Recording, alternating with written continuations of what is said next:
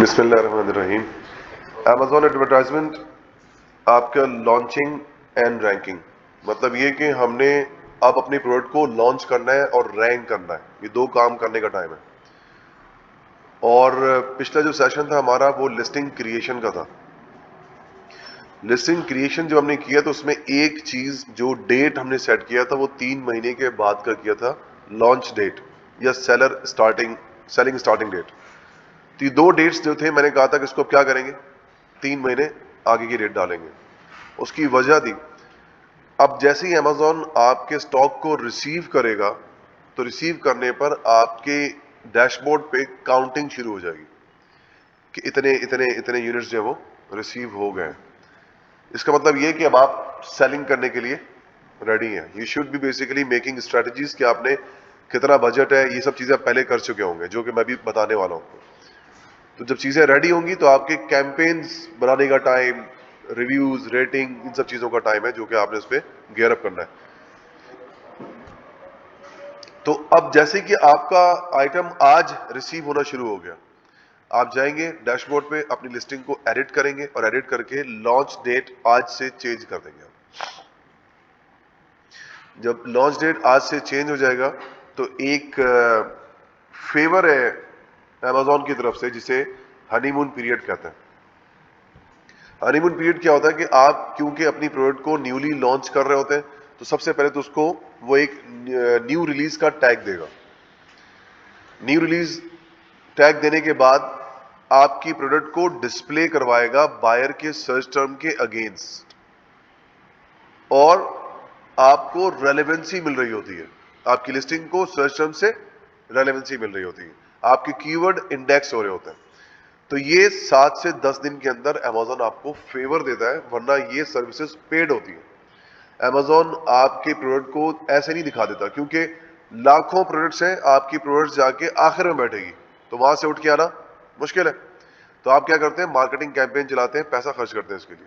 तो अमेज़ॉन ये सर्विसेज आपको 7 से 10 दिन के लिए फ्री में दे रहा है, आपकी प्रोडक्ट को टेस्ट कर रहा है डिफरेंट सर्च टर्म के अगेंस्ट और रेलेवेंसी भी देख रहा है।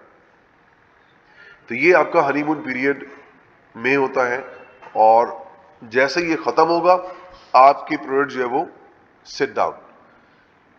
तो हनीमून पीरियड स्टार्ट हो जाए कोई इशू नहीं है, साथ साथ पीपीसी मार्केटिंग भी शुरू करते हैं। Don't wait for honeymoon period कि वो खत्म होगा तो ही हम पीपीसी मार्केटिंग शुरू करेंगे। पीपीसी मार्केटिंग भी शुरू करने से पहले देखें, याद रखिएगा कि शोरूम में गाड़ी जब ही आती है जब उसके चारों टायर लग चुके हो, कंप्लीट गाड़ी आती है। ऐसा कभी नहीं होगा कि ब्रांड न्यू कार है और एक टायर निकाल के आपने खड़ा कर दिया बेचने के लिए। कभी ऐसा होगा क्या? नहीं खड़ा होगा। ऐसी गाड़ी कभी नहीं देखी होगी आपने बिकने के लिए। तो कंप्लीट कार का होना जरूरी है। तो आपका title, images, bullet points, description, stock का होना, और प्लस उसके ऊपर रेटिंग एंड रिव्यूज अगर है और नहीं है, दोनों सूरतों में रिटेल रेडीनेस आपकी प्रोडक्ट कहलाएगी। जीरो रिव्यूज अगर है तो ऑब्वियसली रिटेल रेडीनेस नहीं तो कहलाता, लेकिन अब हम इसमें भी कंसीडर करते हैं कि इसको हम रिटेल रेडीनेस कह देंगे।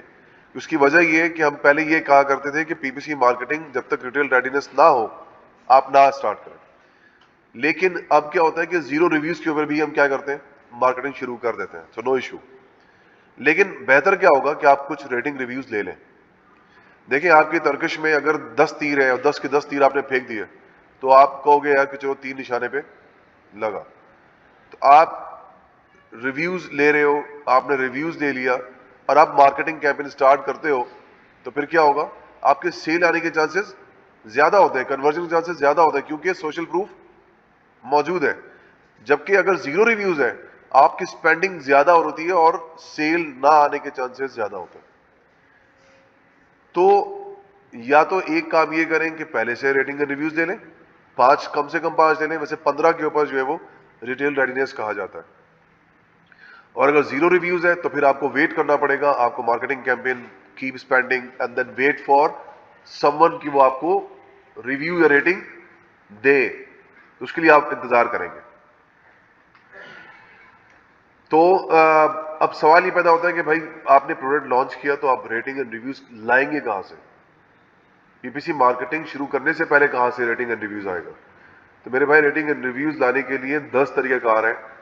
आप माइक्रो इन्फ्लुएंसर को हायर करेंगे, आप टिकटॉक के ऊपर है, इंस्टाग्राम पे है, यूट्यूब के ऊपर है, उनसे आप वीडियो बनवाएंगे, वो आपसे $100-200 लेंगे और वीडियो बना के लिंक डिस्क्रिप्शन में जाके खरीद लें।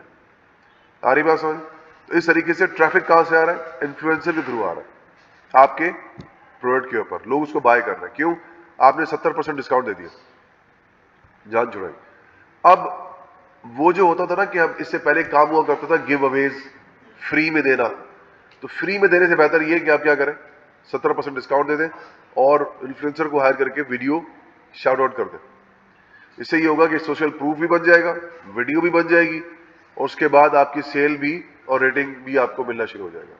तो ये पहले से अगर आप ये काम करेंगे तो ही जाकर आप रिव्यूज एंड रेटिंग ले सकते हैं। और जो आपकी फर्स्ट इन्वेंट्री होती है वो इसी में चले जाती है, आपके रेटिंग एंड रिव्यूज में, गिवअवेज में, प्रमोशंस में।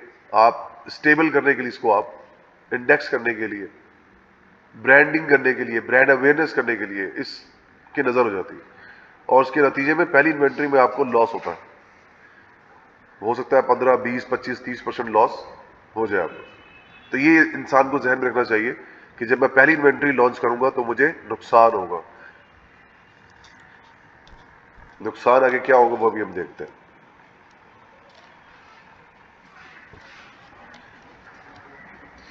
एडवर्टाइजिंग गोल्स, मार्केटिंग करने से पहले आपके गोल सेट होने चाहिए कि मैं मार्केटिंग कर क्यों रहा हूं। आप या तो प्रॉफिट बनाएंगे, यू विल मेक प्रॉफिट, और या फिर ब्रेक इवन पर आकर रुकेंगे आप। तो मार्केटिंग के लिए डिफरेंट गोल्स हैं, लेकिन डिफरेंट लोगों के लिए। जैसे कि मैं अपनी प्रोडक्ट लॉन्च करता हूं, आई एम बिगिनर, मैंने लॉन्च किया, लॉन्च करते वक्त मैंने अपने ब्रांड का नाम रखा केडीसी रखा मैंने। आप अपैरल्स की बात कर लें, आप शूज की बात कर लें, कोई लेदर का बेल्ट है उसकी बात कर लें, तो लाजमी सी बात है कि आपके इस ब्रांड का नाम किसी ने पहले कभी सुना ही नहीं, इसकी क्वालिटी को कोई पता नहीं है, उनकी तस्वीर, उनकी पिक्चर्स, यानी कुछ भी जहन में नहीं। अब आप जीरो लैडर के ऊपर खड़े, सीढ़ी के पहले हिस्से पे खड़े हुए हैं। तो अब बेसिकली आपको क्या करना है, अब आप स्पेंडिंग करते हैं, मार्केटिंग स्टार्ट करते हैं। वो स्पेंडिंग, आपका पैसा खर्च होना शुरू होता है, सेल आपकी बहुत ही कोई कम आ रही होती है। उसकी वजह जीरो मार्केटिंग, जीरो रिव्यूज, कुछ भी नहीं है, sorry zero rating and reviews आपके। तो अब क्या होगा कि स्पेंडिंग स्पेंडिंग स्पेंडिंग और सेल आपकी कम आ रही है, तो आप परेशान हो जाते हैं कि यार ये क्या, तो लॉस हो रहा है। वो लॉस नहीं होता बेसिकली आपको, वो पार्ट ऑफ बिजनेस है जो कि आपने पहले से डिसाइड किया हुआ था कि मेरी इन्वेंट्री यहां पे लूज होगी, मुझे नुकसान होगा, तो नुकसान के लिए आप तैयार होंगे। आप क्या कर रहे हैं, ब्रांडिंग कर रहे हैं, न्यू कस्टमर्स के साथ आप लिंकअप हो रहे हैं, पीछे आपको कीवर्ड रेलेवेंसी मिल रहा है, आपके जो लिस्टिंग है वो इंडेक्स हो रही है पीपीसी मार्केटिंग के थ्रू, आप रैंकिंग कर रहे हैं। बहुत सारी चीजें अवामिल है, जो प्रोसेस है जो जीरो स्टेज पर आपके साथ चल रहा होता है और उसके अगेंस्ट आप पैसे पे कर रहे होते हैं। So basically you are paying for something you are getting intangible, जो नजर नहीं आ रहा आपको। सेल तो नहीं मिल रही, सेल के बजाय बल्कि क्या मिल रहा है, वो चीजें मिल रही हैं जो बाद में आपको सेल दिलवाएंगी। तो पहला फेज तो आपका इसमें गुजरता है, यानी कि आपका गोल आपका क्या था कि मैंने ब्रांडिंग और ब्रांड अवेयरनेस उस पर काम करना है, रैंकिंग पे काम करना है, मैंने रेलेवेंसी पे काम करना है, इंडेक्सिंग पे काम करना है, न्यू कस्टमर के साथ एक्वायरेंस करनी है मैंने। तो ये सब चीजें आपका पहला फेज गुजर जाता है। उसके बाद नेक्स्ट इन्वेंट्री आपकी आती है, आपकी प्रोडक्ट अब पहली स्टेज से निकल गई है, it's more better, much better now. अब आपकी सेल पहले से एक्सपेक्टेड है, ज्यादा आएगी, कुछ रेटिंग एंड रिव्यूज आ चुके होंगे। अब क्या होगा कि आप अपनी प्रोडक्ट की प्राइस दोबारा से तरतीब देंगे उसकी, कि प्राइस इसकी क्या होनी चाहिए। तो उसके बाद जब उसको बेचना शुरू करेंगे आप, तो फिर क्या होगा कि अब आपकी स्पेंडिंग भी होगी और सेल भी आपकी आएगी। लेकिन दो चीजें होती हैं यहां पे, या तो आपको प्रॉफिट मिलेगा या तो फिर ब्रेक इवन कर जाएगा। सेकंड इन्वेंट्री में क्या होगा, या प्रॉफिट या फिर ब्रेक इवन। और if it is break even, not bad, loss नहीं होना चाहिए। अब हम ब्रेक इवन की तरफ मौजूद है, तो हमारा हदफ क्या था? Break even. लेकिन अगर हमें प्रॉफिट हो रहा है तो फिर वेल एंड गुड, बहुत अच्छी बात है। इसका मतलब ये कि हम गोल जल्दी अचीव कर लेंगे। सो दिस इज द टाइम कि हम हमने क्या करना है? ग्रो करना है यहां से। तो अब आपका जो हदफ है वो क्या है? ब्रेक इवन के बाद ग्रोथ का है। तो आप नेक्स्ट थर्ड इन्वेंट्री लेकर आते हैं और उसमें आप अपने बिजनेस को प्रॉफिटेबिलिटी के अंदर ले आते हैं, ब्रेक इवन से प्रॉफिट के अंदर। थर्ड इन्वेंट्री अगर आप उसमें फेल कर गए आप प्रॉफिट कमाने में, तो फिर फेल आपकी प्रोडक्ट। क्लियर? तो फिर उसमें जो है आपको रिलुक करना पड़ेगा, क्योंकि तीन इन्वेंट्री थर्ड इन्वेंट्री है। अब आपको जो है वो प्रॉफिट में चले जाना चाहिए था। तो कहां पे लैग कर रहे हैं, कहां पर जो कमी है, जहां पर उसको फिक्स करने की जरूरत है, या फिर प्रोडक्ट के अंदर मसला है जो आपने सही फाइंड नहीं किया। अब आप जब ग्रो कर रहे होते हैं तो ग्रो करने के बाद आप एक ग्रोथ मैक्सिमम लिमिट तक पहुंच जाते हैं उसके। आपने देखा होगा कि हर प्रोडक्ट के अंदर, नीश के अंदर एक रेवेन्यू का एक मैक्सिमम लिमिट होता है। उस लिमिट को जब आप टच कर रहे होते हैं, इसका मतलब ये कि आप एक लेवल पे पहुंच गए जहां पर अब आपको उसको मेंटेन करना है। तो आपका नेक्स्ट गोल होता है वो मेंटेनेंस चाहिए होता है आपको, उसको मेंटेन करेंगे आप। तो वो भी मार्केटिंग कर रहे होते हैं।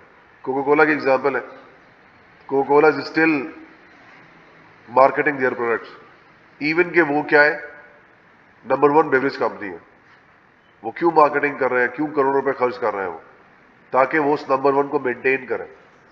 अगर वो स्पेंडिंग नहीं करेंगे तो फिर लोग भूल जाएंगे उसको। तो ये एडवर्टाइजिंग गोल्स आपके और आपके क्लाइंट के जहन में होना चाहिए। अगर ये उसके जहन में नहीं हुआ भाई, तो फिर वो आपको परेशान करेगा कि भाई ये तो नुकसान हो रहा है, उसको नींद नहीं आएगी। क्यों? उसके जेब से पैसे निकल रहे हैं, वो भी डॉलर्स में। क्लियर? पाकिस्तान में खासतौर पर तकलीफ होती है क्योंकि डॉलर वर्सेस पीकेआर होता है, जबकि बाहर वाले के अंदर इतनी तकलीफ नहीं होगी, क्योंकि वो डॉलर में कमा रहे हैं, डॉलर में खर्च कर रहे हैं। और उसके बाद वो क्या करते हैं? क्रेडिट कार्ड यूज करते हैं। 20-20, 25-25 हजार डॉलर का उनके पास क्रेडिट कार्ड होता है, वो लगाया होता है उन्होंने। तो पैसे उनकी जेब से नहीं जा रहे, फिलहाल कहां से खर्च हो रहा है? वहां से जा रहा है। उनको फिर एयर माइल मिलता है, जहाज का टिकट ही मिलता है उनको। जितना स्पेंडिंग करेंगे उधर से उनको टिकट ही मिल रहा है। तो साल के आखिर में उनको जो है हॉलीडेज का टिकट तैयार है उनका। तो ये भी चल रहा होता है। तो वहां पे सिस्टम अलग है, लेकिन हमारे लिए थोड़ा सा मुश्किल है। तो हमने जो है बेसिकली बहुत मेजरमेंट करके आगे कदम रखना है कि हमारा गोल क्या होगा, हमारा बजट क्या होगा, उसी हिसाब से पैसे स्पेंडिंग करेंगे। तो एडवर्टाइजिंग गोल आपने हमेशा जहन में रखना है। अब आपके पास है Amazon कॉमन टर्मिनोलॉजीज। ये क्या चीज है मेरे भाई? ये वो बेसिक्स केपीआई है, की परफॉर्मेंस इंडिकेटर्स। मतलब ये कि इसके बेस के ऊपर आप पूरे पीपीसी मार्केटिंग को समझ रहे होंगे। अगर ये कॉन्सेप्ट आपका क्लियर होगा तो ही जाकर आप आगे सब कुछ कर सकते हैं, वरना इन केपीआईज के बगैर आप कुछ भी नहीं कर सकते। PPC zero. तो ये फाउंडेशन है एक तरह से। कॉमन टर्मिनोलॉजीज में सबसे पहले बारी आती है वो इंडेक्सिंग की। इंडेक्सिंग का मतलब ये कि एक आपका जो एसिन है और Amazon का जो कीवर्ड का पूरा बैंक है, तो आपका एसिन तो नया है लेकिन Amazon के लिए कीवर्ड नया नहीं है, सर्च टर्म्स नया नहीं है। तो वो क्या करेगा कि आपके एसिन को जब आप लॉन्च करते हैं तो कुछ देर के बाद वो मल्टीपल कीवर्ड के साथ आपके एसिन को अटैच कर देगा। तो इसे कहते हैं इंडेक्सिंग का प्रोसेस कहते हैं। इंडेक्स कर देना, रजिस्टर कर देना। आपके एसिन को रजिस्टर कर दिया अगेंस्ट द कीवर्ड। अब कोई भी सर्च इंजन में लिखता है वेजिटेबल चॉपर, आपकी प्रोडक्ट डिस्प्ले हो जानी चाहिए। अगर आपकी प्रोडक्ट डिस्प्ले नहीं हो रही तो फिर क्या होगा कि आप बोलेंगे भाई कि इस पर तो सेल ही नहीं आ रही, ये तो मेन कीवर्ड है मेरा। तो चीजें आपको क्या चेक करनी होगी भाई कि इंडेक्स है या नहीं है। इंडेक्स चेक करने के लिए आपको अपना एसिन प्लस कीवर्ड लिखना होगा सर्च इंजन पे, और नतीजे में आपका प्रोडक्ट डिस्प्ले हो जाएगा, सिर्फ आपका प्रोडक्ट। और जब आपका प्रोडक्ट डिस्प्ले होगा तो समझ जाए कि इंडेक्स है, और आपका प्रोडक्ट ना दिखे तो समझ ले कि इंडेक्स नहीं है।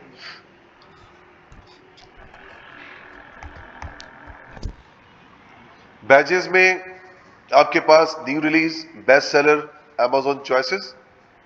न्यू रिलीज में मतलब ये कि आपकी प्रोडक्ट अभी रिसेंटली लॉन्च हुई है और अमेजॉन ने क्या किया, टैग कर दिया आपको न्यू रिलीज का। सो इसका बेनिफिट है इसके, बेस्ट सेलर, हर कैटेगरी का एक बेस्ट सेलर होता है और बेस्ट सेलिंग बैच भी आपके लिए फायदेमंद है। अगर आप किसी कैटेगरी के बेस्ट सेलर बन जाएंगे तो होगा क्या कि ये बैच देखकर लोग आपकी प्रोडक्ट को ज्यादा और खरीदना शुरू हो जाते हैं, तवज्जो उस तरफ बढ़ जाती है कि भाई ये बेस्ट सेलर है तो इसी से लो। आ रही बात समझ? तो ये इन सब चीजों के लिए फाइट होती है अमेजोन के ऊपर। उसके बाद अमेजोन चॉइस, इससे भी जो है लोग इंस्पायर होते हैं। ये मिलता है कीवर्ड के ऊपर। हर कीवर्ड का एक गुड परफॉर्मर होता है और उस कीवर्ड के ऊपर अमेजोन चॉइस का बैच मिलता है। तो जो भी जिस कीवर्ड के ऊपर बेस्ट परफॉर्म करेगा उसको अमेजोन चॉइस का बैच मिल जाएगा। तो ये बैच भी वर्केबल है। अब बारी आती है इंप्रेशन की। सर्च इंजन पे गए, आपकी प्रोडक्ट चलो इंडेक्स है, आपने लिखा वेजिटेबल चॉपर विद कंटेनर, आपकी प्रोडक्ट डिस्प्ले हो गई, आ रही है, लोग देख रहे हैं। अब अमेजोन ने क्या किया कि वेजिटेबल चॉपर विद कंटेनर लिखा और पेज 1 के ऊपर 60 प्रोडक्ट्स जो उस डिस्प्ले कर दिए उसने, स्पॉन्सर्ड एंड ऑर्गेनिक बोथ। जितने भी प्रोडक्ट डिस्प्ले हुए उनके खाते में एक इंप्रेशन काउंट हो जाएगा। जब जब आपकी प्रोडक्ट को अमेजोन डिस्प्ले करेगा अगेंस्ट द सर्च टर्म, एक इंप्रेशन काउंट हो जाएगा। तो इसे इंप्रेशन कहते हैं। आपकी प्रोडक्ट जब भी आपके डिस्प्ले होगी तो वो क्या काउंट होगा, इंप्रेशन। और जब इंप्रेशन काउंट होता है, आपकी प्रोडक्ट देख रहा है अगर, तो अब उसके ऊपर नेक्स्ट स्टेज क्या होता है, क्लिक। आपकी प्रोडक्ट की इमेज को देखते हुए, रेटिंग को देखते हुए, रिव्यू को देखते हुए, ये तीन चीजें यहां पे फ्रंट पे दिख रही होती हैं और प्राइस, चार चीजें। और लोग इन चारों में से या थोड़ा स्क्रॉल करके जो भी उनको तस्वीर अट्रैक्ट करेगी उसके प्राइस और रिव्यूज को देखते हुए उस पर क्लिक करके कहां आ जाएंगे, प्रोडक्ट डिटेल पेज पे। So the number of peoples that click on your ad as a result of an impression. तो इंप्रेशन के बाद जो रिजल्ट काउंट होता है वो क्लिक्स का काउंट होता है और वो फिर क्लिक भी आपके डैशबोर्ड पे ऐड होना शुरू हो जाएगा, भाई कितने क्लिक्स आपके आए हैं। उस क्लिक के बाद क्या होता है कि आपकी डिटेल पेज पे जाएगा और डिटेल पेज पर सेल्स पेज पे जाने के बाद वो बंदा परचेज कर लेगा। ऐसे ही होता है। तो ये कस्टमर बाइंग जर्नी होती है कि इंप्रेशन, क्लिक एंड परचेज, ये तीन स्टेजेस हैं इसके। अब इंप्रेशन हजारों आ रहे हैं, क्लिक्स सैकड़ों आ रहे हैं। आपका क्लाइंट पूछता है आपसे तो आप बोलते हो भाई इतना इंप्रेशन है, इतना क्लिक है। तो इंप्रेशन क्लिक करने से कोई समझ में नहीं आ रही बात। तो आपको जो इंडिकेटर बताना होता है वो बताना होता है CTR, click through rate. CTR जो है वो कैलकुलेशन है इंप्रेशन और क्लिक का। क्लिक्स को आप डिवाइड कर देंगे इंप्रेशन से, जो क्लिक्स आए उसको डिवाइड कर दिया इंप्रेशन से, तो आपके पास जो वैल्यू आएगी वो है सीटीआर, क्लिक थ्रू रेट।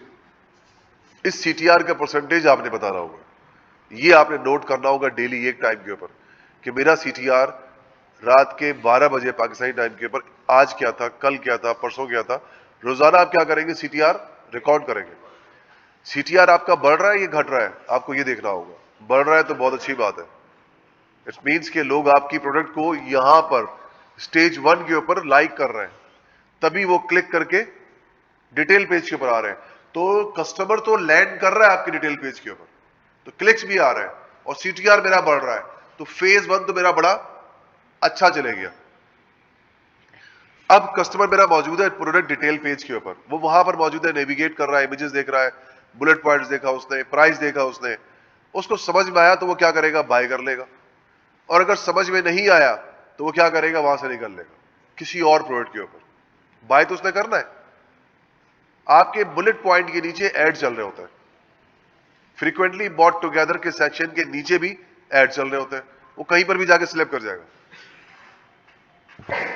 तो सेल वहां पे चले जाएगी। जो रैंक आपको मिलना था वो उसको मिल जाएगा जिसके ऊपर वो चले गए आप। और परचेज कर ले, ऐसे ही। तो अब क्या है कि क्लिक्स आपके आना शुरू हुए, परचेज आना शुरू हुआ। अब आप बोलोगे भाई इतना परचेज है, इतना क्लिक है, अभी समझ में नहीं आ रहा इंप्रेशन क्लिक और परचेज की बताऊंगा मैं। तो बेहतर है कि इसको हम क्या करें, एक मैट्रिक्स से कन्वर्ट कर दें कि भाई जितने ऑर्डर आए उनको डिवाइड कर दो जितने क्लिक्स आए, तो आपके पास आ जाएगा CVR, कन्वर्जन रेट। अब आप देख रहे होगे डेली बेसिस के ऊपर कि भाई मेरा कन्वर्जन रेट इंक्रीज हो रहा है या नहीं, रुका हुआ है, बढ़ रहा है, क्या हो रहा है। तो इस तरीके से आप कन्वर्जन रेट देख रहे होगे, एक टाइम के ऊपर रिकॉर्ड कर रहे होगे। अब कन्वर्जन नहीं आ रहे, क्लिक्स तो बहुत आ रहे हैं, तो मसला मेरे पेज के ऊपर है, क्योंकि कस्टमर यहां से स्लिप हो रहा है। तो मुझे देखना होगा कि मेरे इमेजेस में मसला है, मेरे कंटेंट में मसला है, प्राइस ज्यादा है, मुझे किसी ने लो प्राइस में टारगेट तो नहीं किया हुआ। ये तमाम चीजें आपको क्या करना होगा, एनालिसिस करना होगा या करवाना होगा, किसी दूसरे बंदे से करवा लें, आप A/B टेस्टिंग कर लें। तो इससे क्या होगा, A/B टेस्टिंग करने से आपको पता चल जाएगा भाई कि मेरी प्रोडक्ट के अंदर खामी है, इस पॉइंट के ऊपर मेरा कस्टमर यहां से निकल रहा है, स्लिप हो रहा है। तो फिर अब आप उसको फिक्स करेंगे ताकि आपके कन्वर्जन रेट बेहतर हो सके। So this is basically buyer journey and you need to understand, यहीं पर सारा गेम हो रहा है। अगर इस गेम को आपने सेट कर लिया तो ही आप आगे बढ़ सकते हैं, वरना इधर ही फंसे रहेंगे। जब परचेज ही नहीं आएगा तो आगे क्या करेंगे आप, खाक। आ रही बात समझ? तो इधर के गेम को समझना जरूरी है। उसके बाद ये जो यहां पर अब जो स्पेंडिंग हो रही है, यहां से क्लिक आ रहा है, क्लिक के जरिए क्या कर रहा है अमेज़न, पैसे चार्ज कर रहा है, आपकी स्पेंडिंग हो रही है, पैसा खर्च हो रहा है। उस स्पेंडिंग की सूरत में आपके पास सेल भी आ रहा है, कस्टमर आया, उसने क्लिक किया और क्लिक करने के बाद आपको सेल मिल गया। तो एक कहलाएगा एड स्पेंड, मतलब मैंने कि एड के ऊपर कितना खर्च किया, वो स्पेंडिंग क्या कहलाएगा, एड स्पेंड। और उसके नतीजे में जो सेल आएगी वो क्या कहलाएगा, एड सेल। क्लियर हो गया भाई? अब हम क्या करेंगे, एड स्पेंड को डिवाइड कर देंगे एड सेल से, एड स्पेंड को डिवाइड करेंगे एड सेल से। तो हमारे पास जो मैट्रिक आएगा उसे हम कहते हैं ACOS, advertising cost on sale, ACOS।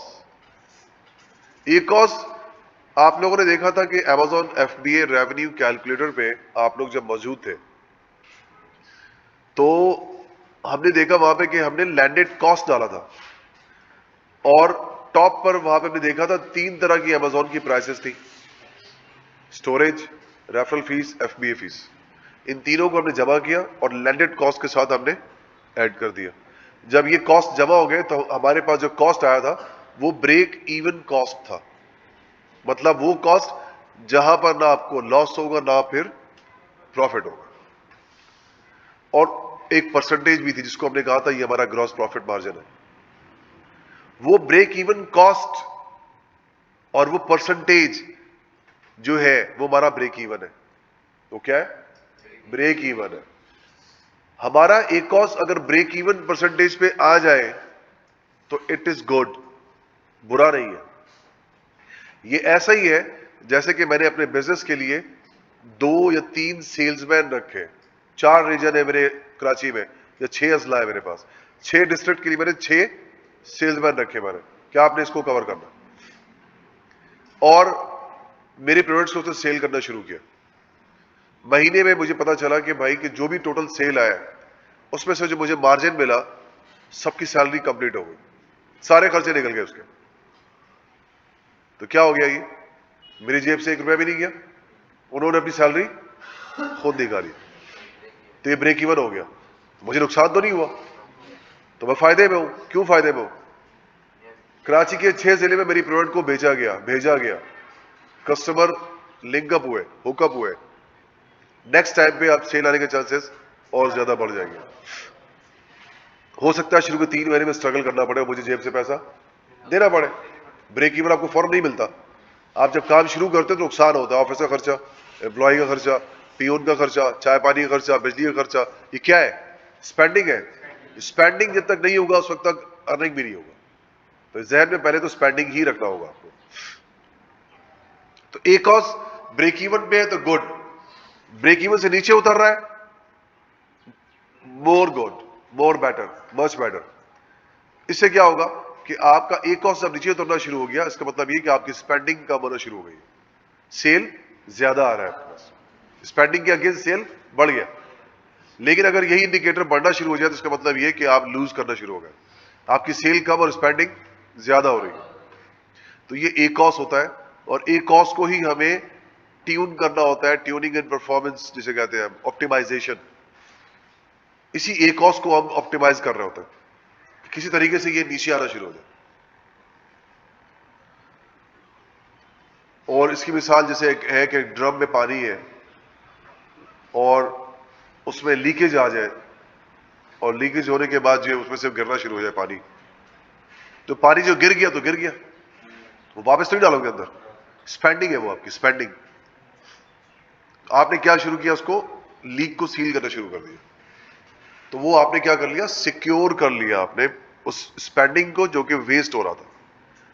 नल का वो जगह है जहां से पानी आप निकालते हैं यूज करने के लिए, तो आपको पता है कि ये स्पेंडिंग जो है वो सेल है ये, तो इस चीज को मैंने खुला रहने देना। तो जो वेस्टेज हो रहा है उसको आप क्या करते जाए, सील करते जाए, तो वेस्टेज खत्म होता जाएगा और सेल आपकी प्रॉपर जगह से आना शुरू हो जाएगी। जो गया गया, लेकिन आइंदा उस जगह से वेस्टेज नहीं होगा, उस जगह को आपने सील कर दिया। इस तरीके से क्या होगा कि आप अपना वेस्टेज सिक्योर करते जाते हैं आप, और सही जगह से आप सेल लेते रहते हैं। तो यही हमें एकॉस में करना होता है, जिस तरह से हम उन स्पेंडिंग को रोकते जाएंगे जो कि वेस्ट हो रहा है, तो हमारा एकॉस खुद ब खुद नीचे उतरना शुरू हो जाएगा, बेहतर हो जाएगा। लेकिन एक दफा जब वो शूट कर गया तो नीचे आने में टाइम लगता है, तो क्लाइंट को उतना पेशेंस रखना पड़ेगा भाई कि इसको टाइम लगेगा, और एक कॉस्ट को लाने में 3 महीने लग जाते हैं मूड के ऊपर। इतनी जल्दी एक कॉस्ट नीचे नहीं उतरता, एक कॉस्ट चढ़ता है, पहले तो चढ़ता है, चढ़ने के बाद फिर उतरता है, तो 3 महीने आहिस्ता आहिस्ता आहिस्ता आहिस्ता आहिस्ता आहिस्ता आप क्या करेंगे, उसको नीचे लेकर आएंगे। एकॉस के बाद आपके पास आता है टैकॉस, सेम एकॉस की तरह ही, टी आप पहले लगा दें, सिर्फ ये फर्क है, ट्रू एकॉस या इसको रियल एकॉस भी कहते हैं, टैकॉस। टैकॉस में आपको जैसे एकॉस में मार्केटिंग परफॉर्मेंस इंडिकेट कर रहा था, वो या तो वो पुअर है या तो बेटर है, इसी तरीके से टैकॉस जो है आपको ओवरऑल बिजनेस के बारे में बता रहा होता है कि आप ओवरऑल वो प्रोडक्ट जो है वो आपका लॉस में या प्रॉफिट में है, ओवरऑल। क्योंकि एक तो वो 6 लोग 6 अजला के अंदर जाके सेल लेके आ रहे हैं, और एक मेरी अपनी दुकान है जहां पे लोग चल के आ रहे हैं, तो जो चल के आ रहे हैं उसमें प्रॉफिट मार्जिन पूरा सिक्योर हो रहा है, लेकिन वो जो आ रहा है उससे मैं खर्चा आगे कर रहा हूं, स्पेंडिंग कर रहा हूं। इन दोनों को जब मैंने जमा करके देखा तो मैंने देखा यार कि मुझे कुछ मुनाफा हुआ है। क्यों? क्योंकि ऑर्गेनिक सेल भी मेरी ज्यादा आ रही। तो ओवरऑल क्या हो देखूंगा मैं कैलकुलेट करके कि मुझे फायदा हुआ। उन्होंने तो अपना खर्चा निकाल लिया, बाकी जो आया वो मेरा प्रॉफिट था। तो टैकॉस आपको ये बता रहा होता है, और टैकॉस का फॉर्मूला सेम है, ad spend divided by ad sale, लेकिन इस एड सेल में हम जमा कर देंगे ऑर्गेनिक सेल। तो अब फॉर्मूला बन गया ad sale divided by total sale, तो आपके पास आ गया टैकॉस, ट्रू एकॉस।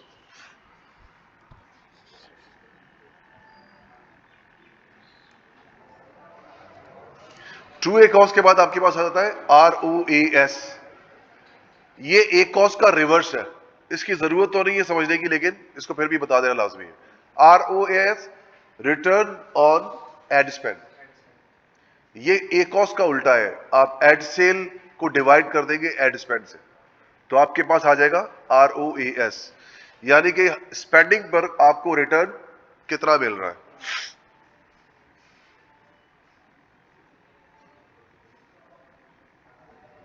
ठीक है। बिड या करंट बिड। बिड की बात करें तो मतलब ये कि the amount you are willing to pay for a keyword और फॉर अ क्लिक। तो the amount you are willing to pay, not the amount you paid, फर्क है दोनों। Once you will pay the amount that will be known as cost per click. अभी क्या है वो? Bid है, कंफर्म नहीं है कि आपने कितना पे किया। अभी विलिंग है हमारी कि हम इतना पे करना चाह रहे हैं। जैसे ही वो चार्ज कर लेगा वो क्या हो जाएगा? कॉस्ट आ जाएगी, कॉस्ट पर क्लिक कहलाएगा। तो ये बिड और कॉस्ट पर क्लिक का डिफरेंस है। 30 सेंट, मैंने $1 का बिड लगाया, अमेजोन ने 30 सेंट चार्ज कर लिया, तो 30 सेंट क्या हो गया मेरा? कॉस्ट पर क्लिक हो गया। $1 क्या हो गया मेरा? बिड हो गया। somebody came and overbid me with $1.10, मैं ओवरबिड हो गया। मतलब ये कि वो जो जगह मुझे मिली हुई थी, लोकेशन, वो लूज कर गया। अमेजोन ने उसको सिक्योर करने के लिए मुझे डिफॉल्ट बिड का एक ऑप्शन दिया कि आप डिफॉल्ट बिड सेट कर लें कि मैक्सिमम आप कितना पे करना चाहते हैं इस बिड का। तो मैं क्या करूंगा? $3 मैंने लगा दिए भाई कि $3 तक मुझे आप क्या करोगे? मुझे कवर करोगे आप। अब मेरा स्ट्रेच $2 का बढ़ गया, from bid to default bid. तो अब मैं $3 जब तक ओवरबिड नहीं होगा, मैं उस जगह को लूज नहीं कर सकता। तो ये फायदा आपका डिफॉल्ट बिड का। बजट, दो तरह के बजट्स होते हैं। एक होता है कैंपेन लेवल बजट और एक होता है डेली बजट। मैंने 5 कैंपेन क्रिएट किए और $2 ईच पे खर्च किया मैंने। कितने हो गए? तो ये कैंपेन लेवल बजट हुआ। हर कैंपेन का अपना बजट है, ठीक है। तो ये क्या हो गया? Campaign level budget. Her campaign अपना बजट खत्म करेगा और बंद हो जाएगा और अगले दिन दोबारा चलेगा। सेम मैंने क्या किया भाई कि 5 कैंपेन क्रिएट किए और 5 कैंपेन के डिफरेंट मैंने बजट सेट किया। किसी का 10, किसी का 20, किसी का 10, किसी का 15, कुल मिला के हो गए $100। 5 कैंपेन के $100 का बजट टोटल। क्लाइंट ने कहा भाई 50 करो, 100 नहीं। स्पेंडिंग कितनी करनी है? 50 करना है, उससे ज्यादा नहीं करना, 100 ज्यादा हो रहा है। तो भाई मैं आके अब दोबारा से हर कैंपेन का बजट चेंज नहीं करूंगा, बल्कि क्या करूंगा? कैप लगा दूंगा। एक कैप लगा दूंगा भाई कि मेरा जो डेली बजट होगा वो कितना होना चाहिए? $50। अब क्या होगा कि कैंपेन चलेगा और जो भी उस $50 को पहले खत्म कर ले। सारी बात समझ? तो डेली बजट आपका, जैसे ये 5 कैंपेन आपके उस $50 को खत्म कर देंगे, आपका कैंपेन रुक जाएगा। अब वो $100 नहीं चलेगा, कितना चलेगा? $50। आपने डेली बजट सेट कर दिया, आपने इसके ऊपर कैप लगा दिया। क्लियर है?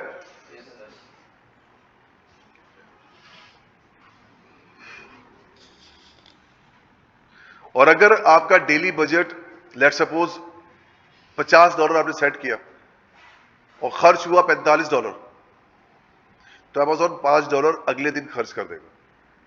फिर बचेगा तो फिर उसको आगे ले आके जमा कर देगा, अगले दिन खर्च कर देगा। अमेजोन ने कहा है कि मैक्सिमम मैं इतना खर्च करूंगा, लेकिन अगर बच गया तो उसको अगले दिन खर्च कर दूंगा। तो ये आपका डेली बजट बेसिकली पूरा महीने का बजट होता है। आपके ये पूरे 30 दिन को कैलकुलेट करके जो पैसे बनते हैं, ये उसने एंड ऑफ द डे पूरा खर्च कर देना इसने, आगे पीछे ले जाकर। समझ गए? अब बारी है campaign types and keyword match type.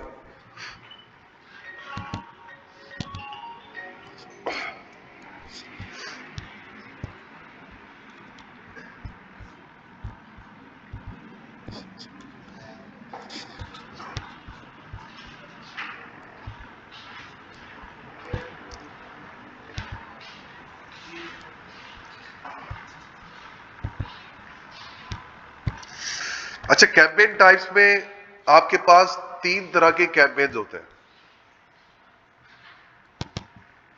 एक स्पॉन्सर्ड प्रोडक्ट, एक स्पॉन्सर्ड ब्रांड और एक स्पॉन्सर्ड डिस्प्ले। हमारा जो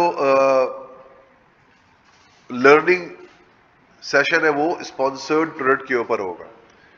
70% जो सेल है वो इसी के ऊपर आती है। तो आप जब भी अपना बजट स्प्लिट करेंगे तो आप 70% बजट स्पॉन्सर्ड प्रोडक्ट को देंगे, आप बाकी 15-15 स्पॉन्सर्ड ब्रांड और स्पॉन्सर्ड डिस्प्ले को। तो यहां से हम सेलर सेंट्रल पे चलते हैं। सेलर सेंट्रल पे इसके मेन्यू में advertising and then campaign manager.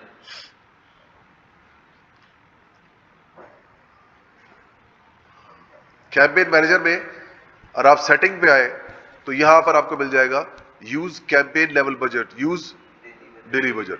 इसको करेंगे तो हर कैंपेन अपना अपना बजट खत्म करके बंद हो जाएगा। इसको करेंगे तो ये पूरा टोटल बजट जो है वो चलेगा, उसके बाद पूरे कैंपेन बंद हो जाएगी।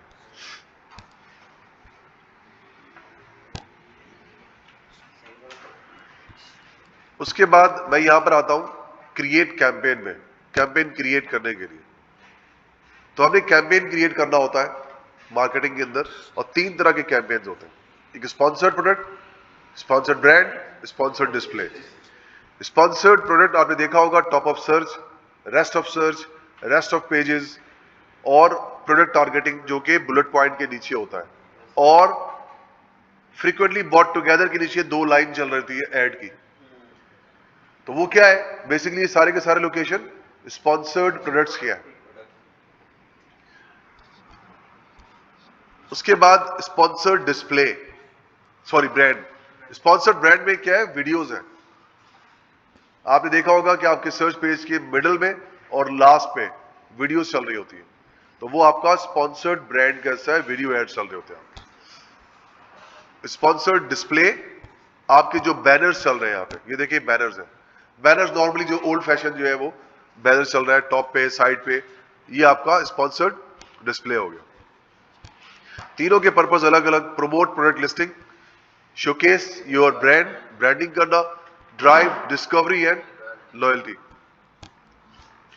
आपको अगर ये दोनों यूज करना होगा तो आपको ब्रांड रजिस्टर्ड करना होगा, sponsored brand and sponsored display. ये आपके लिए अवेलेबल है विदाउट ब्रांड रजिस्ट्री। तो आप इसको क्या करेंगे, कंटिन्यू करेंगे। अब हम कैंपेन बनाने जा रहे हैं, हमारी प्रोडक्ट ऑलरेडी मौजूद है, तो सबसे पहले हम क्या करेंगे, अपनी प्रोडक्ट को ऐड कर लेंगे। कैंपेन का जो स्ट्रक्चर होता है ना, वो इस तरह से होता है कि सबसे पहले आता है कैंपेन, फिर आता है एड ग्रुप, फिर आपके आती है प्रोडक्ट। तो बजट जो सेट होता है वो कैंपेन लेवल पे सेट होता है, एड ग्रुप लेवल पे सेट नहीं होता। एड ग्रुप में आप मल्टीपल प्रोडक्ट्स तो डाल सकते हैं, मल्टीपल कैंपेन टाइप्स डाल सकते हैं, लेकिन बजट सेट नहीं कर सकते आप। तो मैंने क्या किया, यहां पे प्रोडक्ट सेट किया।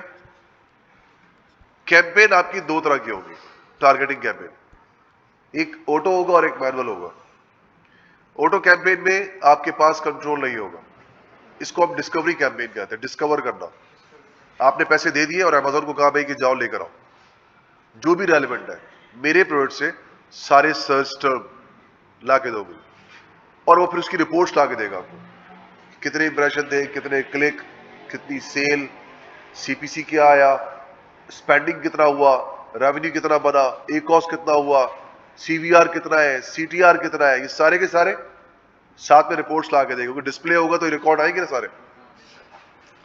तो टारगेटिंग क्या हो गया, हमने क्या करने जा रहे हैं, ऑटो कैंपेन क्रिएट करने जा रहे हैं।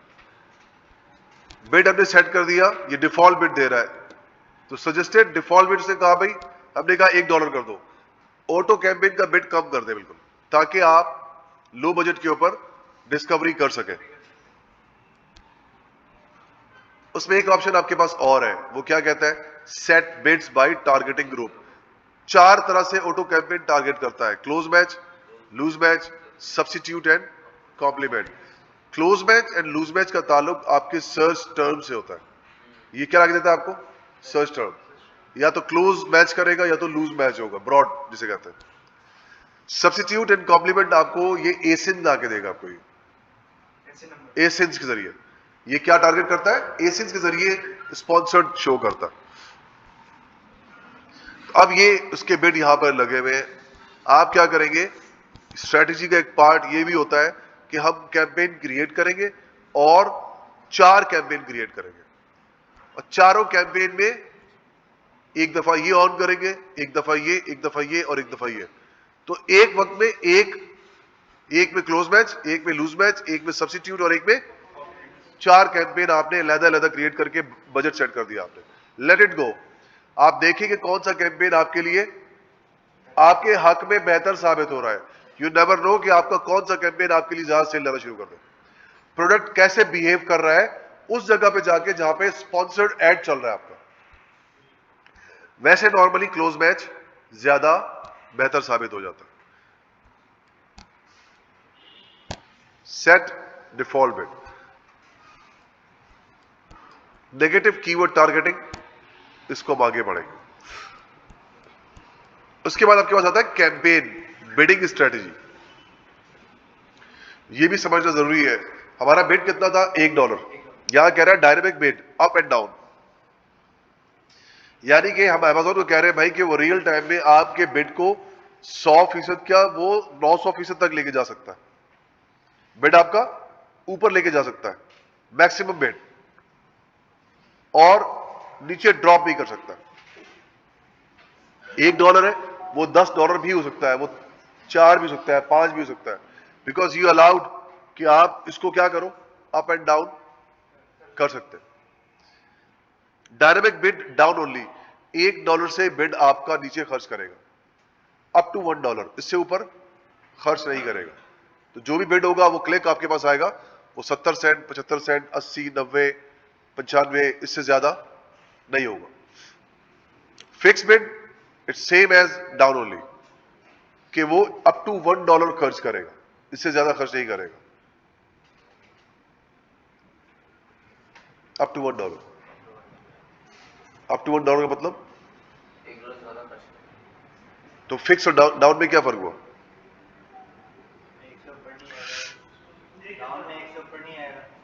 और फिक्स में गलत, दोनों एक ही है। डाउन और फिक्स दोनों एक ही है, इसमें कोई फर्क नहीं है। इसमें सिर्फ एक फर्क है, वो है एक कंट्रोल अमेज़न के पास है और एक कंट्रोल हमारे पास है। डाउन ओनली में कंट्रोल अमेज़न के पास है। हम कहते हैं भाई कि अमेज़न बल्कि कहता है कि आपकी प्रोडक्ट को हम वहां दिखाएंगे जहां पे मोस्ट लाइकली कन्वर्जन के चांसेस ज्यादा है, और फिक्स में ये होता है कि भाई आप कन्वर्जन आए या ना आए, हमारी प्रोडक्ट को आपने डिस्प्ले करना है। सो दोनों चीजें। तो आप डाउन ओनली रखेंगे, नॉर्मली ज्यादा।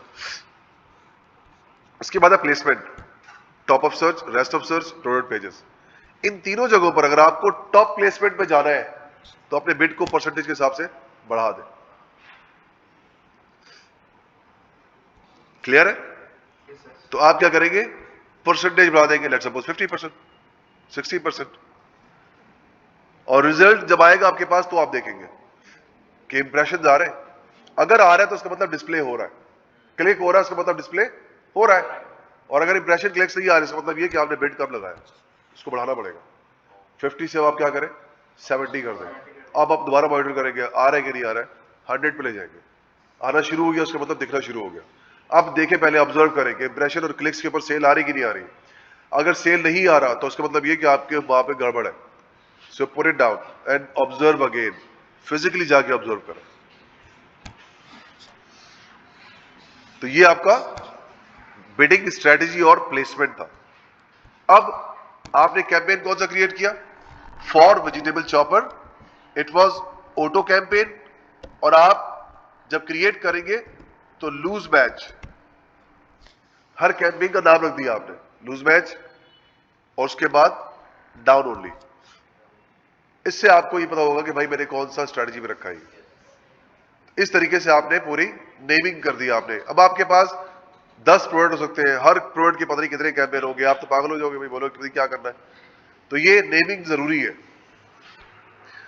तारीख अगर आपने आज रन करना है तो आज की डेट, और बजट आपने यहाँ पे सेट कर दिया, दैट्स इट।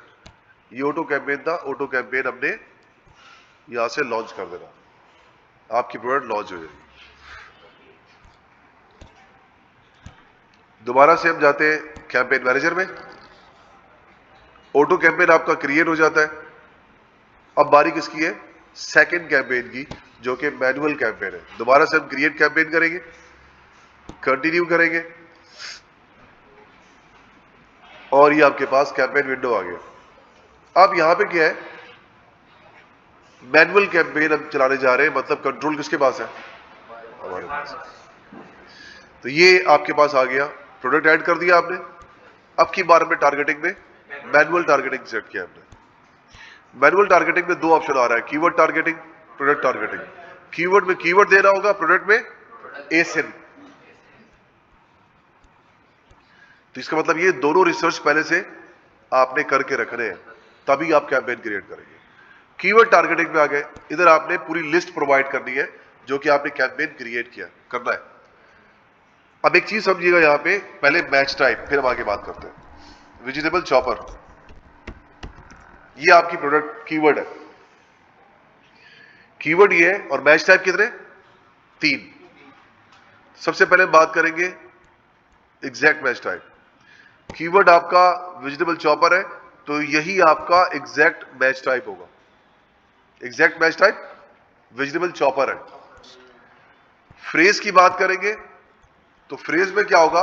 इसके आगे या पीछे वर्ड ऐड हो जाएगा, लेकिन वेजिटेबल चॉपर ऐसे ही रहेगा। क्लियर है? जैसे कि प्लास्टिक, ये फ्रेज हो गया।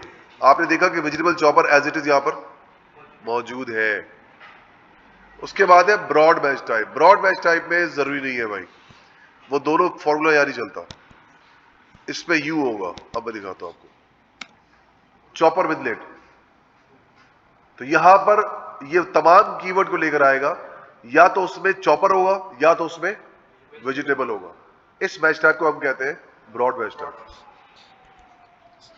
तो अब मैं कैंपेन क्रिएट करने जा रहा हूं, एक कैंपेन क्रिएट करूंगा, उसी से मैं आपको सब चीजें समझाऊंगा।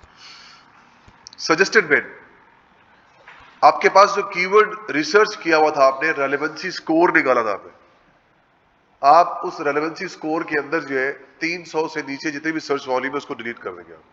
बाकी इसके ऊपर आप रेलेवेंट कीवर्ड को कीप करेंगे। आपके जितने भी कीवर्ड हो, बोले 50 हो, 60 हो, 70 हो, 100, डजंट मैटर, रेलेवेंट होना चाहिए। उसके बाद सबसे टॉप, सबसे पहले क्या करेंगे?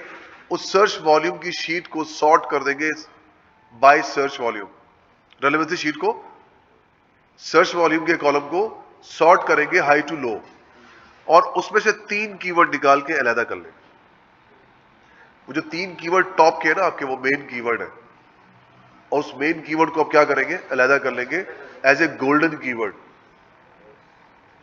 आ रही बात समझ? तो vegetable chopper, veggie chopper and vegetable chopper with container, ये 3 कीवर्ड निकाल के मैंने इसको गोल्डन कीवर्ड कहकर अलग कर दिया।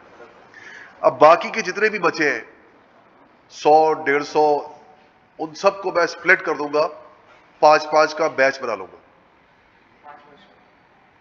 5 कीवर्ड, 5 कीवर्ड, 5 कीवर्ड, 5 कीवर्ड एक कैंपेन, 5 कीवर्ड एक कैंपेन, 5 कीवर्ड एक campaign. Each campaign will contain 5 keywords. तो अब जितने भी कीवर्ड आपके कैंपेन कितने बन जाएंगे भाई अंदाजन? 100 अगर है, 5 के हिसाब से कितने बन गए?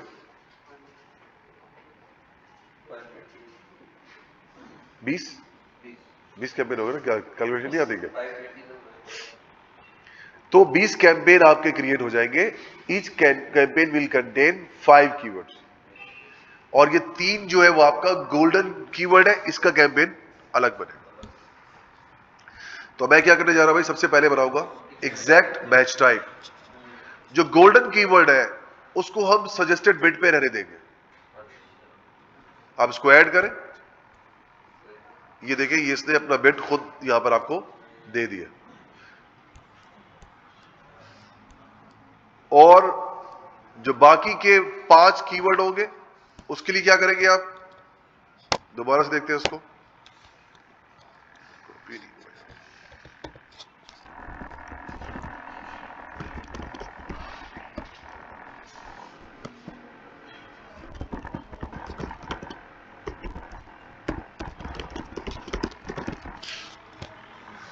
ये क्या लिखा हुआ है? Suggested bid.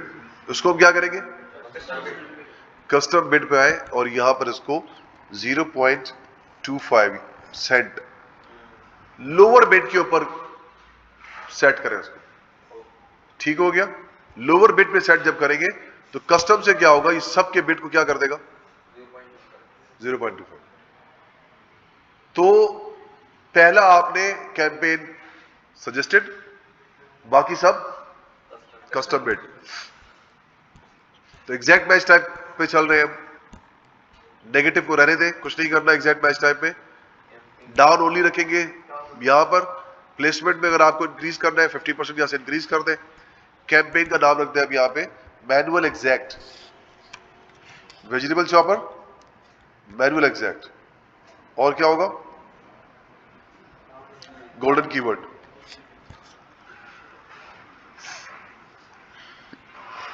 ठीक हो गया? उसके बाद आपने बजट सेट कर दिया।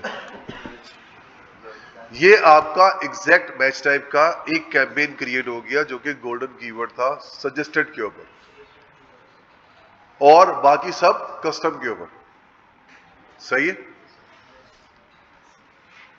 सेम मेथड होगा, दोबारा से हम आएंगे, प्रोडक्ट को ऐड करेंगे, मैनुअल कीवर्ड टारगेटिंग, दोबारा से लिस्ट पे आएंगे। अब की बार बारी किसकी है भाई?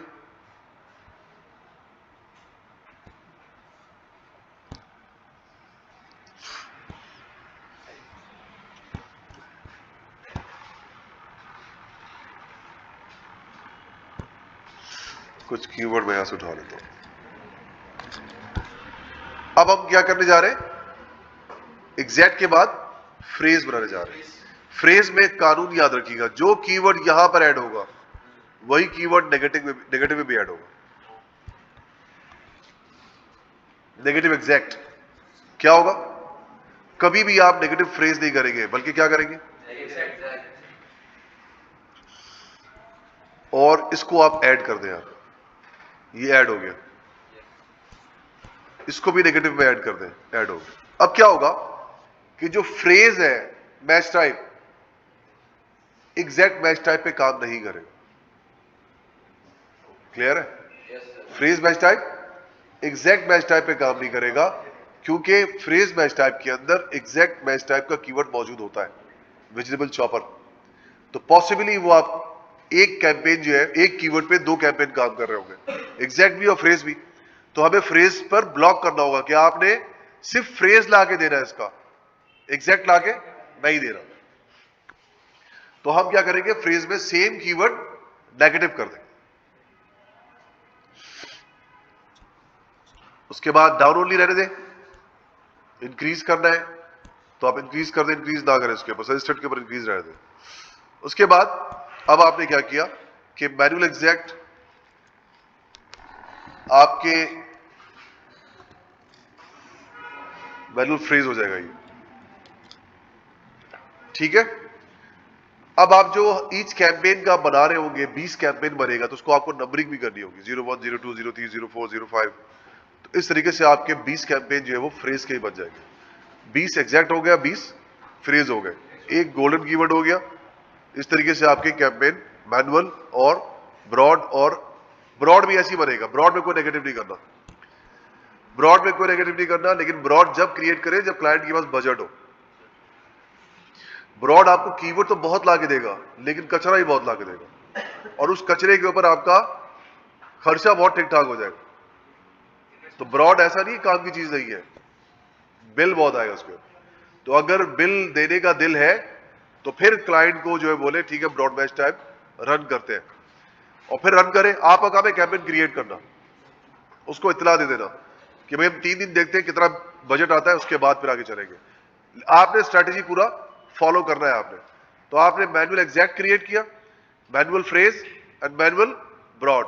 नेगेटिव किस में करना है? फ्रेज में। फ्रेज मैच टाइप में सेम कीवर्ड नेगेटिव एग्जैक्ट हो जाएगा।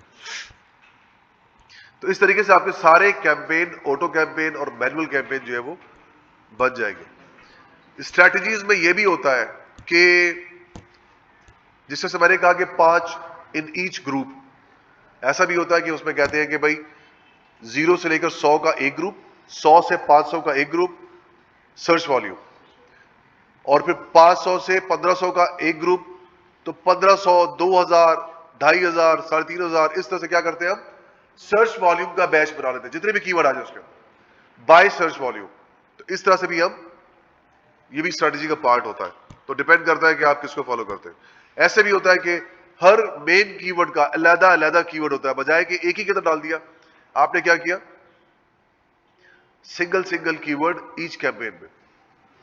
तो अगर आपके 10-15 कीवर्ड है मेन, तो आपने क्या किया, सबके सेपरेट, और बाकी सबके आपने 5 ईच, ये कर लिया। इट डिपेंड्स स्ट्रेटजी क्या है। कैंपेन मैनेजर में आ जाए, और अब आपकी क्या करना है, आपने ऑप्टिमाइजेशन करना है। मतलब ये कि आपका कैंपेन तो क्रिएट हो गया, अब आपको क्या करना है, ऑप्टिमाइजेशन। मैं इस कैंपेन में जाता हूं जो कि ऑटो कैंपेन है। ऑटो कैंपेन में अगर आप देखें, यहां पे डैशबोर्ड है, इस डैशबोर्ड में वो तमाम मैट्रिक्स मौजूद है जो मैंने कहा था कि आपको समझना जरूरी है। CTR, CPC, ROS, clicks, ACOS, orders, सब चीजें मौजूद है। ये एड स्पेंड है और ये एड सेल है,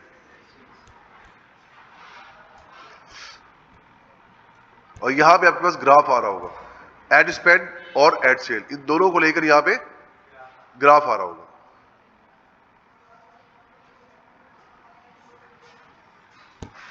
तो अब क्या करना है मैं अब किसके अंदर हूं, कैंपेन के अंदर हूं। इस कैंपेन का नाम मैं यहां से चेंज कर सकता हूं, उसको मैं रख दूंगा ऑटो। सेव कर दिया, तो सेव हो गया। पोर्टफोलियो क्या होता है भाई, पोर्टफोलियो होता है एल्बम। आप पोर्टफोलियो क्रिएट करेंगे अगर नहीं है तो, इससे ये होगा कि आपने प्रोडक्ट लॉन्च किया वेजिटेबल चॉपर, या एसिन, आप चाहते हैं कि अलग अलग एसिन का अलग अलग पोर्टफोलियो, तो आपने एसिन के नाम पर आपने पोर्टफोलियो अलग क्रिएट कर लिया आपने।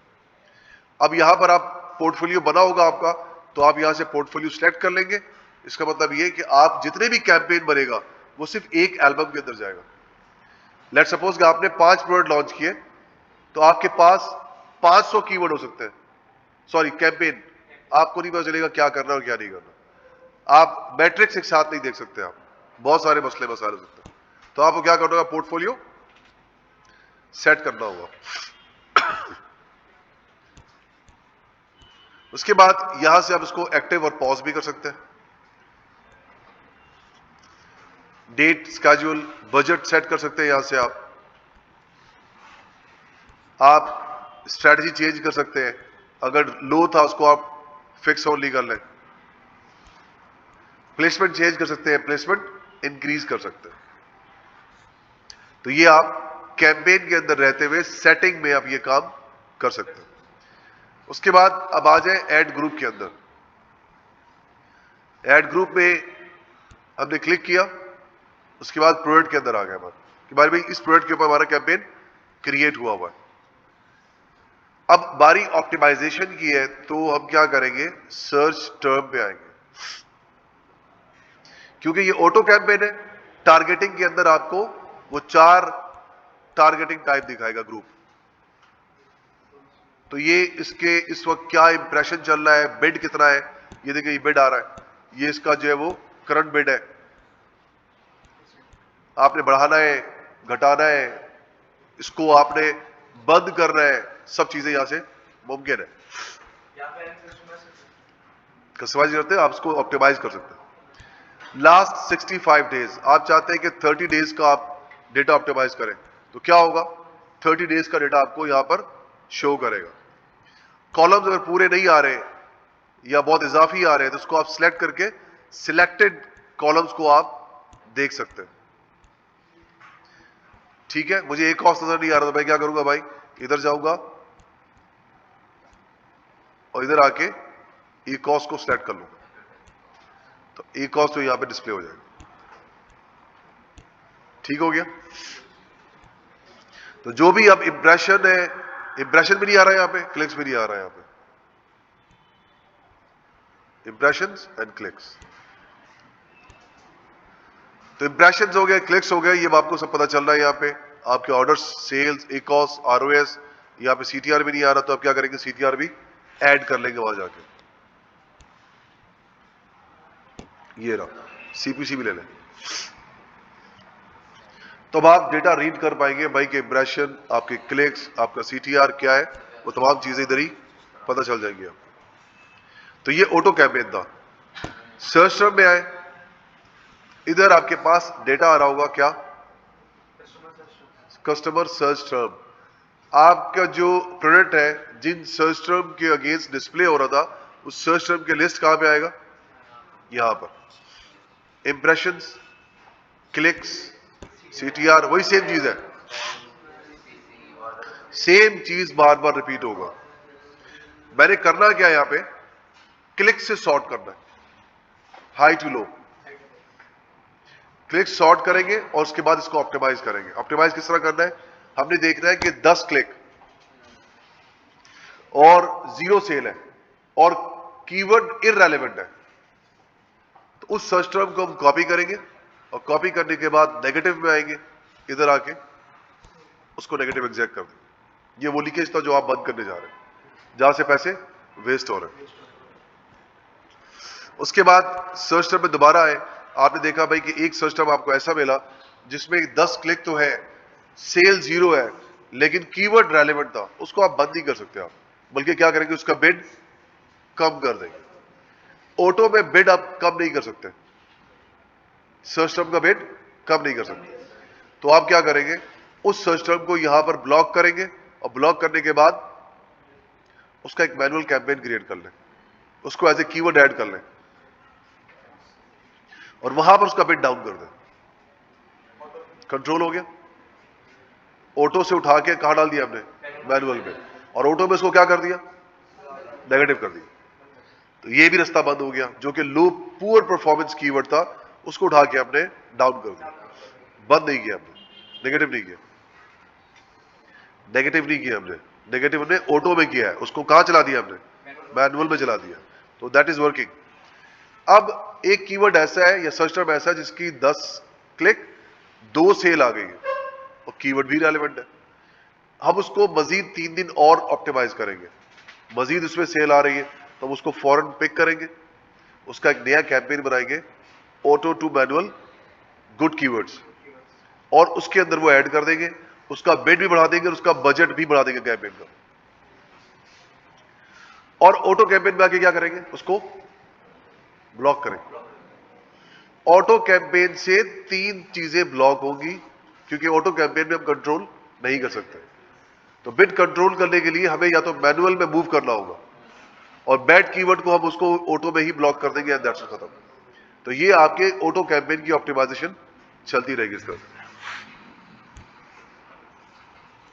उसके बाद आपके पास दूसरा है वो मैनुअल कैंपेन है।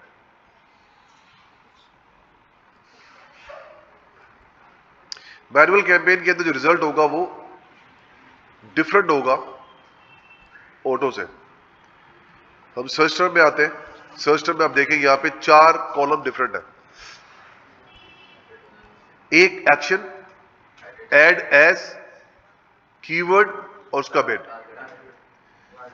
अब क्या है कि भाई इधर से दोबारा हम सर्च टर्म देखेंगे, क्लिक से सॉर्ट करके 10 क्लिक है, कीवर्ड रेलेवेंट है, तो उसको हम क्या करेंगे भाई, सेल भी आ रही है तो उसको हम रहने देंगे, चलने दें, क्योंकि वो मैनुअल में है, सही चल रहा है। 10 क्लिक आ गया, सेल 0 है, इधर एक्शन में यहां पे जो एड एज आ रहा है, इस पे क्लिक करें, यहां पे कॉम्बो बॉक्स बना हुआ था, ड्रॉप डाउन होगा, उधर से इसको आप नेगेटिव कर दो, इधर ही नेगेटिव हो जाएगा कि इररेलेवेंट कीवर्ड था, आपने क्या किया उसको, या क्योंकि देखिए मैं कीवर्ड यहां पे इररेलेवेंट नहीं हो सकता क्योंकि आपने सारे रेलेवेंट डाले थे, लेकिन क्या हो सकता है, पुअर परफॉर्मर हो सकता है, उसका बिड हम लो कर देंगे। उसके लिए हमें क्या करना होगा कि अगर तो पैसे वेस्ट कर रहा है तो यहां पर आके उसको हम क्या करेंगे, ऐड एज ए कीवर्ड कर देंगे उसको, और उसका बिड क्या कर देंगे, डाउन कर देंगे। उस सर्च टर्म को जो कि आपके पैसे वेस्ट कर रहा है, उसको ऐड एज ए कीवर्ड करके उसका बिड डाउन कर देंगे, बाकी को चलने दें आप। यस, वही कीवर्ड यहां पे आ रहे होंगे, उनके सर्च टर्म आपको अमेज़न ला के दे रहा होगा।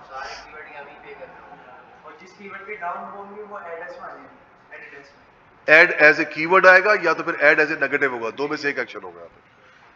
तो सर्च टर्म, आप चूंकि कीवर्ड यहां पे सारा रेलेवेंट है, ये मैनुअल कैंपेन है, मैनुअल में हमने पहले से रेलेवेंसी देख कर डाला था, अब उसको ब्लॉक करना बनता नहीं है क्योंकि इररेलेवेंट तो नहीं हो सकता, रेलेवेंट है। रेलेवेंट है, या तो सेल आएगी या तो सेल नहीं आएगी। सेल आएगी तो हम बिड बढ़ाएंगे ताकि वो उसको हम ओवर बिड ना हो, कवर कर सके, और बजट भी बढ़ाएंगे उसका कैंपेन का ताकि सेल हमारे पास ज्यादा है। और अगर कीवर्ड जो है वो आपको सेल ला के नहीं दे रहा तो उसको हम ऐड एज ए कीवर्ड कर देंगे सर्च टर्म को। अभी वो सिर्फ सर्च टर्म है, कीवर्ड नहीं है, उसे हम ऐड एज ए कीवर्ड करेंगे। जब ऐड एज ए कीवर्ड वो हो जाएगा, उसका बिड अब आप उसको क्या करेंगे, डाउन कर देंगे। दैट्स इट, खत्म, बाकी वो चलने दें आप। तो इस तरीके से आपका ऑप्टिमाइजेशन चलता रहेगा। यहां पर हमारे पास मेजरमेंट एंड रिपोर्टिंग है, इस पे क्लिक करें। यहां पे क्या आ रहा है, sponsored product reports, ad report सही है। इधर आके क्रिएट रिपोर्ट करें, इधर से आके आप क्या कर सकते हैं, सेम सेटिंग रहने दें, sponsored product, search term, summary and 30 days की रिपोर्ट क्रिएट करें। जैसी रिपोर्ट क्रिएट होगा वो सारा डेटा जो है वो एक एक्सेल शीट में डाउनलोड हो जाएगा। इधर से आप क्या करें, रिपोर्ट डाउनलोड।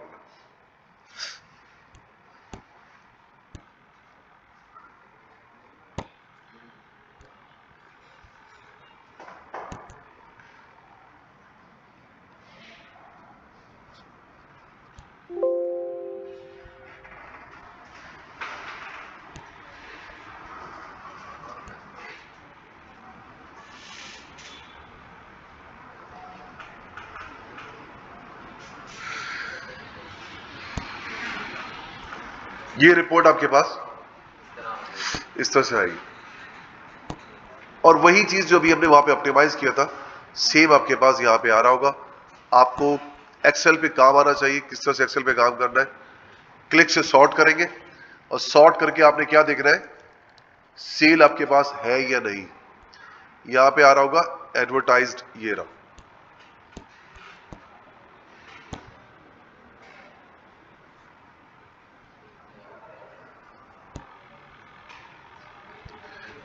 तो यहां से हम क्लिक्स देख रहे हैं, इधर से हम एडवर्टाइज्ड सेल देख रहे हैं, और इधर से हमें अंदाजा हो जाएगा कि भाई करना क्या है। ये रहा कस्टमर सर्च टर्म, ये ऑटो कैंपेन है, तो ऑटो कैंपेन के अंदर आपका एसिन भी आ रहा है और सर्च टर्म भी, दोनों आ रहा है। ठीक है, सॉरी, ये कैंपेन नेम यहां पे आ रहा है, ये रहा, ये मैनुअल है। इसको हम जाते हैं यहां पे फिल्टर लगाएंगे, फिल्टर लगाने के बाद यहां से हम एक कैंपेन एक एक करके इसको हम ऑप्टिमाइज करेंगे। ये आपके पास आ रहा है ऑटो कैंपेन, और ऑटो कैंपेन के अंदर आप देखें कि सारे के सारे आपके पास सर्च टर्म भी आ रहे हैं, सर्च टर्म भी आ रहा है और एसिन भी आ रहा है। तो इनके अंदर आपने देखना है कि भाई हमारे क्लिक कहां पे वेस्ट हो रहा है। तो जो अब एक चीज करनी है आपने कि लेट सपोज कि ये आपका जो है वो गुड कीवर्ड है जो आपको सेल ला के दे रहा है, तो उसको आप मार्क कर दें यहां पे ग्रीन, और जिसको आपने कीवर्ड डाउन करना है उसको आप ऑरेंज कर लें, आप सेकंड कलर, और जिसको आपने ब्लॉक करना है, नेगेटिव करना है, उसको आप रेड कर लें। तो तीन कलर कोड से आपकी शीट के ऊपर आपको अंदाजा हो जाएगा मैंने एक्शन क्या लेना है। और उसके बाद उस सर्च टर्म के आगे एक कॉलम ऐड कर दें और उस एक्शन को यहां पर राइट डाउन कर लें कि आप क्या करने जा रहे हैं, कितना बिट सेट करने जा रहे हैं। अगले 3 दिन के बाद जब दोबारा बैठेंगे आप, तो पिछली रिपोर्ट को देखेंगे और उसका रिजल्ट चेक करेंगे, और नई रिपोर्ट जो डाउनलोड करेंगे उसको तरतीब देंगे। रिपोर्ट चेक करने के बाद, यस, आप ऑनलाइन सेल चेक करेंगे ना कि भाई मैंने आज जो गड़बड़ किया था, जो सेटिंग की है मैंने, अगले 3 दिन में रिजल्ट क्या है, पुअर है, बेटर है, और फिर नया रिपोर्ट डाउनलोड करेंगे और फिर दोबारा से ऑप्टिमाइज करेंगे। तो एवरी 3 डेज आपको ऑप्टिमाइजेशन करनी होगी। कभी भी ऐसा नहीं करेंगे सुबह ऑप्टिमाइज किया, दोबारा दिन में दोबारा ऑप्टिमाइज कर लिया। आप जब भी कीवर्ड छेड़ते हैं और उसके सेटिंग आउट करते हैं, तो होता क्या है कि वो अनसेटल हो जाता है आपका कैंपेन, और उसको सेटल होने में फिर टाइम लग जाता है। So you need to be careful, आप ऑप्टिमाइजेशन में ख्याल कीजिएगा इस चीज का। ठीक है, तो मेरे भाई ये सारा आपका जो है वो बेसिक और फाउंडेशन था Amazon एडवर्टाइजमेंट का, और एडवांस में बहुत कुछ बाकी है, बहुत कुछ कर सकते हैं आप, लेकिन इसको पहले पक्का करना जरूरी है। और बेसिक्स और फाउंडेशन अगर आपकी होंगी तो फिर आप कहीं पर भी इंटर्न्स के तौर पे काम कर सकते हैं। और आपके पास ये बेसिक नॉलेज नहीं होगी तो आपको कोई भी काम नहीं देगा। एजेंसीज या जो भी कंपनीज है वो आपसे की परफॉर्मेंस इंडिकेटर्स के बारे में जरूर पूछते हैं, कुछ सिचुएशंस के बारे में पूछते हैं, अगर ऐसा हो तो क्या करेंगे, ऐसा हो तो क्या करेंगे। तो बेसिक, क्योंकि आप इंटर्न है, एक्सपर्टीज तो नहीं है आपके पास, तो उसको भी पता है कि मैंने उससे बेसिक सवाल करना है, एडवांस सवाल नहीं करना। तो ठीक है, आज की क्लास खत्म, पीपीसी मार्केटिंग। नेक्स्ट क्लास आप लोगों की Amazon FBA होलसेल की क्लास है।